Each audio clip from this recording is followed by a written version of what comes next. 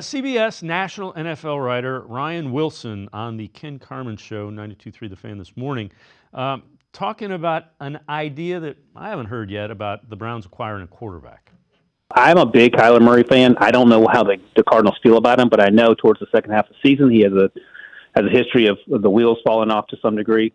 Would you, as the Cleveland Browns, trade the second-round pick for Kyler Murray? He moved down to 16, I think. So 16 for Kyler Murray and number 2. I don't get anything else. I just get Kyler Murray in the 16th pick. Yeah, you can work out the details if you want a couple fourth-round picks and some hamburgers, but I mean, the main point is getting a quarterback that you feel a little better about than maybe what's in the draft class. You want to answer that first, Tone? Well, Kyler's really interesting. His profile is interesting. He's also cooked us in a few games, hasn't he? Yeah. He made us look really bad. Of course, so did Zappy. So we've had some over the years. So did Mac Jones. So Kyler definitely has talent. I mean, he definitely has talent. And he's better than anything we've had since Baker. But at the same time, does that work over the full course of a season? His size, what does it look like in the cold? Those are probably going to be disqualifiers, I think, for this front office. Man, I don't even think it's for the front. I think the fans would. I don't think the fans would have a good time.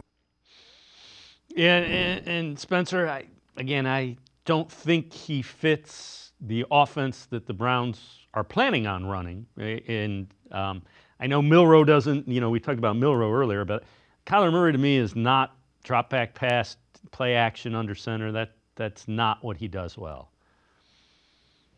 Well, I will say what's interesting about that is obviously Drew Petzing has been the OC out in Arizona, who used to obviously work with the Browns here. So there's kind of that connection of the offenses can maybe relate in some way, but it does feel like Murray runs sort of a different style, and he's a different sort of type of quarterback, and maybe one that the Browns want to kind of get away from given his athleticism, and it's kind of the same sort of thing that we saw with Deshaun Watson. But I don't know. I'm intrigued by that. Again, no idea is a bad idea, right? Like if you're trying to find a quarterback and you're unsure about this rookie class, and fans every time you throw out some of these veteran options and you're like, well, Kirk Cousins, and they get mad and they say, well, that's not really a viable option. I don't think Kirk Cousins is any good anymore. You say Sam Darnold, like we talked about earlier. They're like, well, I saw those last 2 games of Sam Darnold. So there's a bunch of options that you don't really like.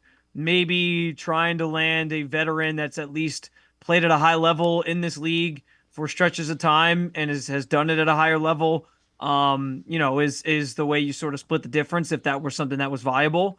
And you can kind of get somebody in who can play a good football for you and see if they can fit your offense and kind of go from there, rather than try to just like bridge the gap with some veteran journeyman or, draft a rookie that you're maybe unsure about. So I don't hate the thought process there. I don't know how realistic it is.